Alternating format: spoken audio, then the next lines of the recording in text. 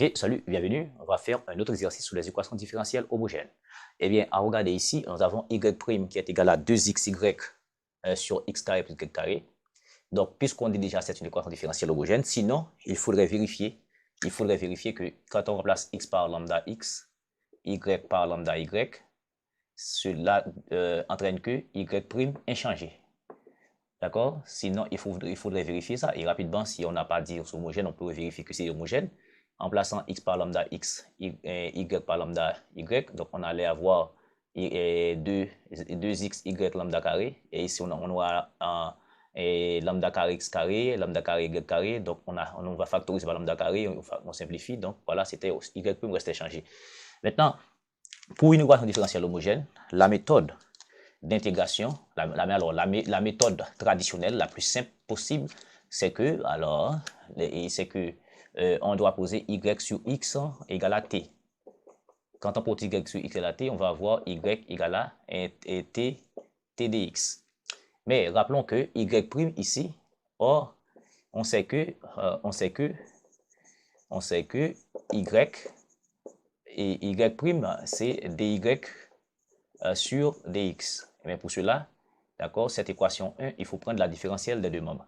D'accord, différentielle de 1 ici. Et bien ça voudrait dire il faut avoir dy. Alors on est à la recherche de y', ce sera dérivé par rapport à t, ça va faire x dt. Dérivé par rapport à x, ça va faire t dx. Et pour avoir dy sur dx, il faut commencer par diviser par dx. Donc ça va faire dy sur dx, ça va faire t plus x dt sur dx. Or, dy sur dx n'est autre que y'. Donc à la place de y', on peut remplacer par t plus x dt sur dx. Donc ça va faire t plus x dt sur dx, d'accord, qui va être 2, au numérateur, on va avoir 2x, mais y ici c'est tx, d'accord? Donc ça va faire x carré t, d'accord? Et ici, on va avoir x carré, et y carré, c'est quoi? C'est tx, donc ça va faire x carré t carré. Donc, ce qui fait automatiquement ici, on a x carré ici, on a x carré, on factorise, on va rester 2t sur 1 plus t carré. Bon, maintenant, on a que des t ici, on a t, donc on peut transférer t de ce côté. Et on va rester x dt sur dx, ce qui nous donne ici 2t sur 1 plus t carré, moins t. Donc, ce qui fait x dt sur dx, ça va nous donner 2t moins t3 sur 1 plus t carré. Et ce qui fait aussi, en faisant ces soustractions ici, réduction, on va avoir t moins t3 sur 1 plus t carré. Ok? Eh bien, arrivé ici, on peut déterminer ici dx sur x. Donc, quand dx est sur x, ça va être dx sur x. Regardez ce que je fais. Nous prenons l'inverse. Dx sur x, mais ça va être égal à 1 plus t sur t moins t3 et par dt. D'accord? Et bien dx sur x, ça va faire 1 plus t carré sur... je factorise du coup par t, ça va faire t facteur de 1 moins t carré. D'accord? Ici. Et tout ceci par dt. Bon, on voit l'intégrale ici. Dx sur x, ça va faire somme 1 plus t carré et sur t facteur de 1 moins t carré dt. Donc ça, on le sait. Ici, il n'est autre que ln x sur k. D'accord? Donc, vous êtes invité à revoir les premières vidéos, d'accord, sur ce cours-là. Et puis ici, je vais appeler ça un i. Donc ça, c'est l'intégration d'une fraction rationnelle. On peut remarquer ici, et le degré du dénominateur est supérieur au degré du dénominateur. Donc il faut décomposer la fraction partielle. La division avec le dièse n'est pas possible ici. Donc i, c'est somme de 1 plus t carré sur t facteur de 1 moins t carré dt. Donc 1 plus t carré facteur de t facteur de 1 moins t carré, c'est aussi 1 plus t carré facteur de 1 par sur t facteur de 1 moins t facteur de 1 plus t. D'accord? Donc, on va devoir décomposer. Donc, ici, on va avoir ici, et ça s'annule pour t égale à 0. Donc, on a des pôles simples. Donc, on va avoir un A sur t, plus on va avoir un B sur 1 moins t. Et ici, on va avoir un C sur 1 plus t avec A, B et C à déterminer. D'accord? À déterminer. OK? Eh bien, automatiquement, pour trouver t, est-ce que je peux pas faire directement, d'accord, par la méthode plus simple, au lieu de faire les deux communs et procéder par identification. Mais ici, si je multiplie par t ici, si je multiplie tout ça par t, donc je vais rester 1 plus t carré sur 1 moins t. Donc quand t tend vers 0, ça s'annule. Quand t tend vers 0, ça s'annule. Donc je trouve t. Mais écoutez, alors je dois faire la méthode la plus courante. La méthode la plus courante, c'est que on fait des nœuds communs, d'accord? On fait des nœuds communs. Ça va faire t facteur de 1 moins t facteur de 1 plus t, d'accord? Et tout ceci divisé par t, il va rester a facteur de 1 moins t par 1 plus t qui fait 1 moins t carré, ok? Et tout ceci divisé par ça, il va rester t facteur de 1 plus t, donc on va rester bt facteur de 1 plus t. Et enfin, tout ceci divisé par ça, il va rester un ct facteur de 1 moins t. Donc ça, c'est la méthode la plus courante, d'accord?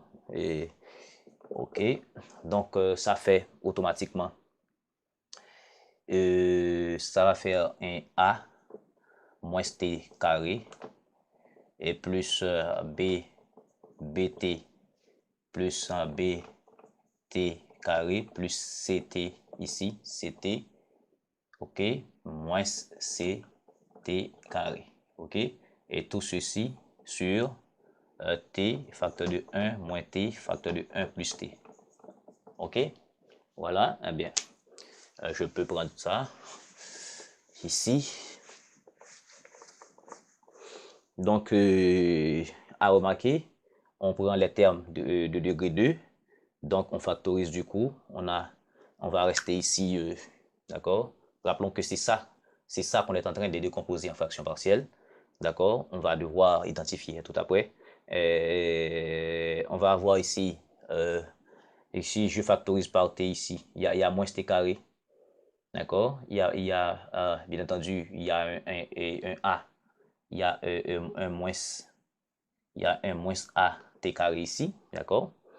Voilà, il y a un moins a t carré ici. Eh bien, il y a un bt plus bt carré, c'est bon. Ok, on a ct plus moins ct carré, c'est bon. Donc, on factorise par t carré et on va rester un moins c. Il va rester un moins a, disons. Un moins a. Je prends moins a. Il va rester b plus b.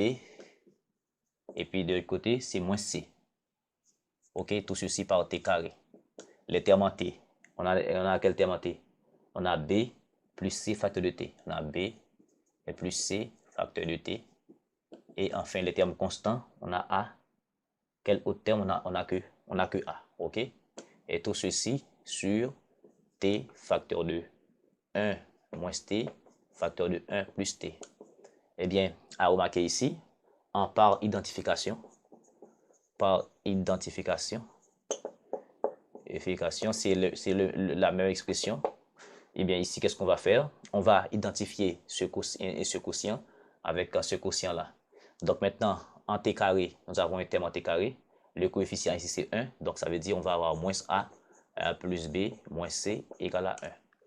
Et de l'autre côté, on va avoir le terme b plus c. On n'a pas de terme en t ici. Eh bien, b et plus c égale à 0. D'accord? Deux coefficients nuls. Ici, on a un terme constant. D'accord? On a un terme constant. Donc, ici, on va avoir A. On va avoir A qui est égal à, et ce terme constant qui est 1. Donc, A égale à 1. Donc, si A égale à 1, qu'est-ce qu'on peut remarquer? A égale à 1, on va avoir moins 1 plus B moins C égale à 1. Donc B égale à 1 et B moins C égale à 2. Donc on peut rapprocher cette équation avec, on va avoir B plus C égale à 0. Donc du coup 2B égale à 2, donc B égale à 1. Donc si B égale à 1, donc si B est égal à 1, ici B et C, ce sera moins B. Donc quand C égale à moins B ici, donc quand ça veut dire C égale à moins 1. Donc l'expression qu'on avait ici, donc tout ceci, ce terme-là, donc on va s'écrire 1 plus t carré sur t facteur de 1 moins t facteur de 1 plus t, ce sera A de quel coefficient? A de quelle valeur? A c'est 1. Donc ça va faire, on va avoir 1 sur t. Et B c'est combien? B c'est 1. Donc on va avoir 1 sur 1 moins t. D'accord? C égale à moins 1 et C égale à moins 1. Et ici, C c'est moins 1. Donc ça va avoir moins sur 1 plus t. D'accord? Maintenant on va intégrer. Maintenant je vais vous montrer est-ce que je ne peux pas trouver ces résultats. D'accord? Par une autre façon plus simple. D'accord? Donc, je viens de trouver les coefficients, d'accord? Je viens de trouver les coefficients. Maintenant, je vais passer autrement, d'accord? Au lieu de faire toute cette démarche-là, ici, je vais voir s'il n'y a pas un autre moyen de trouver ces coefficients, d'accord? A, B et C, d'accord? Regardons, on va voir là, et qu'est-ce qu'on peut faire? Regardez bien ce qu'on va faire. Je veux A, je veux B, je veux C. Et bien, pour trouver A ici, donc, on ne doit pas avoir T ici. Mais pour ne pas avoir T ici, cette égalité-là, je vais multiplier les deux membres par T. Quand je multiplie par T ici, je vais rester 1 plus T carré, facteur de 1 moins T, 1 plus T ici. En multipliant par T, je vais rester A. Je vais avoir BT ici. Je vais avoir un CT ici. Donc, cette expression s'annule, BT s'annule lorsque T égale à 0. CT s'annule lorsque T égale à 0. Eh bien, on va trouver A égale à 1 plus T carré, facteur de 1 moins T, facteur de 1 plus t, si t égale à 0, eh bien A, ce sera, alors je vous ai dit autre façon, je vais dire que A égale à lim quand t égale à 0, je multiplie par t, je vais rester 1 plus t carré sur 1 moins t, facteur de 1 plus t. Donc quand t tend vers 0, ça fait 0, ça fait 0, ça fait 0, il va rester 1 sur 1. Donc ça fait 1. Donc je trouve A égale à 1, c'est ce que nous avons voulu ici. Maintenant B, ok, pour trouver B, la même démarche. Et pour trouver B, il faut ne pas avoir 1 moins t. Et bien ce que je vais faire, je vais multiplier par 1 moins t ici. Je vais avoir A facteur de 1 moins t. Je vais avoir B facteur de 1 moins t, on simplifie. Je vais avoir C facteur de 1 moins t, d'accord? Maintenant, A facteur de 1 moins t s'annule lorsque t égale à 0, et t égale à 1. C facteur de 1 moins t s'annule lorsque t égale à 1. Maintenant, eh bien, je peux trouver B. B, ce sera limite de quelle expression? 1 plus t carré. 1 plus t carré, parce que je multiplie par 1 moins t, je vais rester t facteur de 1 plus t. T facteur de 1 plus t, d'accord, quand t tend vers 1. Il faut comprendre ça très très bien. Hein. Il faut regarder une prochaine fois la vidéo. Donc, je vais avoir ici 1 plus t, t égale à 1. Je vais avoir 2 au numérateur. Ici, c'est 1 plus 1, 2. Ici, c'est 1, 2 fois 1, 2. Donc, je trouve B égale à 1. On a trouvé B. Maintenant, quand t est envers moins 1, il reste un terme. Il y a un t ici que je n'ai pas mis. D'accord? Et moins 1, il y a un t ici. D'accord? D'accord? Il y a un moins t. Regardez, je multiplie par 1 plus t, il va rester un t que je n'ai pas mis. Donc, ça va faire moins 1. Donc, je trouve les trois termes ABC par une autre méthode sans passer par la méthode traditionnelle. Donc, ça, c'est plus simple, logique aussi. D'accord? Et bien maintenant, après avoir trouvé cette méthode, je vais retirer parce que j'ai déjà cette expression-là ici, puis je vais intégrer. Donc, je vais intégrer. Donc, I, c'était quoi? I, c'était tout ça qui est égal à ça, que je remplace. Donc, I, ce sera c'est la somme de cette expression, parce que cette expression-là, c'est ça. Donc, ça va faire dt et sur t. Ça va faire somme de dt sur 1 moins t. Ça va faire moins dt et sur 1 plus t ici. Donc, automatiquement, ça va faire LNT. Donc, à supposer que t soit positif. Donc, ça va faire moins, disons, moins 1 moins t. Parce que la dérivée de 1 moins t, ça va faire moins 1. Donc, je multiplie par moins 1 divisé par moins 1. D'accord? Ici, bon, je vais la valeur absolue. Ici, je vais faire moins ln 1 plus t. OK? Donc, ici, ça va me donner ln et t sur 1 moins t. D'accord? Moins ln 1 plus t.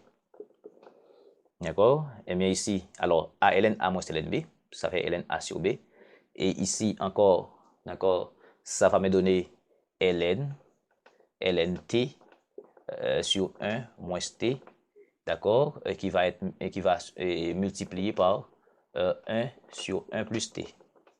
D'accord? Donc, ce qui fait, ici, ça va nous donner ln, valeur absolue de t, sur 1 moins t carré.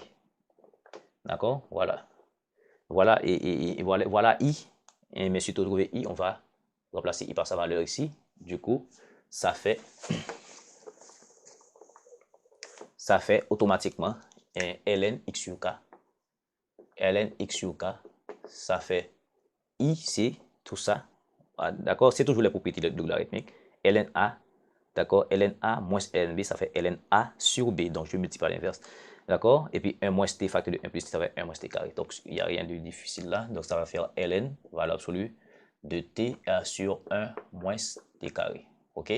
Donc, par égalité des logarithmes, d'accord? Ça va faire x égale à, d'accord? Ça va faire x sur k égale à t sur 1 moins t carré. Donc, en x égale à kt sur 1 moins t carré. Je trouve x, or, on a un y, c'était tx. D'accord? Y c'était x, ça veut dire, ce sera et kt carré, d'accord? D'accord? On a remplacé x par kt, donc x par kt, donc ça fait kt carré sur 1 moins t carré. Donc, en résolvant une équation différentielle homogène, comme on a dit, donc x égale à kt sur 1 moins t carré, et puis y, ce sera et kt carré sur 1 moins t carré. Donc, qui sont des solutions, d'accord, homogènes. Donc, quand on intègre une équation différentielle homogène, on dit qu'on aboutit toujours à des solutions paramétriques, d'accord, comme on avait fait dans la théorie. Donc, prochainement, on va essayer de faire, d'accord, un passage en coordonnées polaires, parce que quand on a intégré, on a des termes au carré, d'accord, et des différences, des sommes de carré, donc on peut toujours essayer de faire un passage en coordonnées et polaires, d'accord, pour nous éviter, bon, peut-être trop de calcul, etc. Bon, quand même, il y a d'autres moyens, d'accord. Merci beaucoup.